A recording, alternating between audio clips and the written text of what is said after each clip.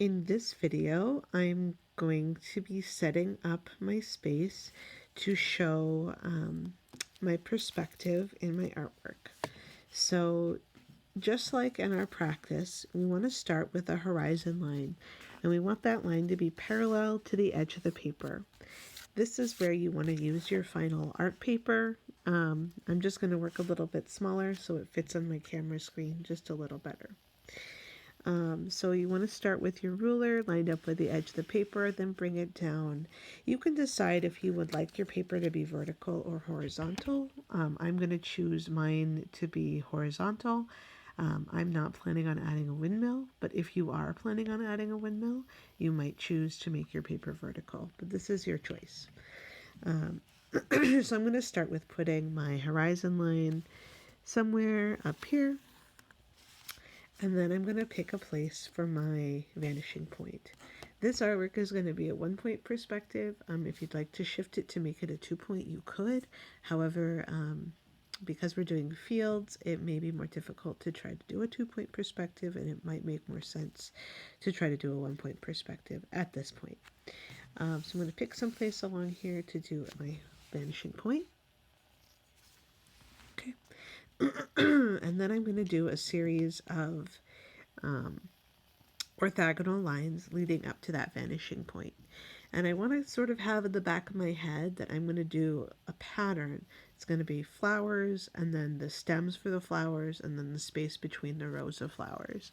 So I want to kind of go in sets of 3, and I'm going to work on opposite sides of my paper. So I'm going to line my ruler up with my vanishing point, and somewhere along the edge of my paper, it doesn't really matter where. So there's my first row of flowers. I'm going to hop over to the opposite side of the paper and do my first row of flowers, way off in the distance there. And then I'm going to make the stems for those flowers, and I'm not going to be very big. It's going to be kind of narrow. And then I'm going to do the space between the flower rows, and that's also going to be kind of narrow. Okay, and I kind of got off of my vanishing point there. So this line I'm going to erase. Let me try that one again. So make sure you're really lining up to that vanishing point. Watch where your ruler is pretty carefully and make sure it's going to that same point. And then I'm going to hop over here. I'm going to do the same thing. So lining up something kind of narrow. Something kind of narrow. Okay. And then I'm going to do a wider section because I'm going to do the flower tops again.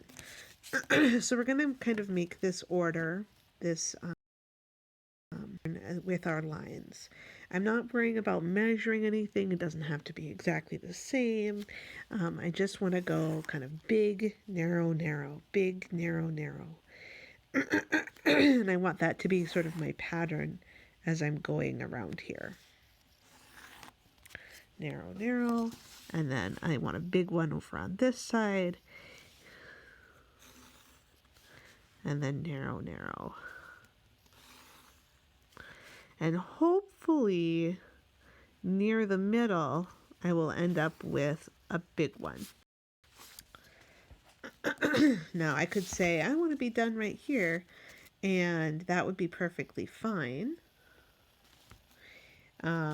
That would just be really, really big in the center, and that's perfectly okay.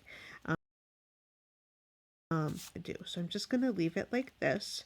This is my kind of my setup. So I have, you can see here, 5 bigger sections on both edges. Hello.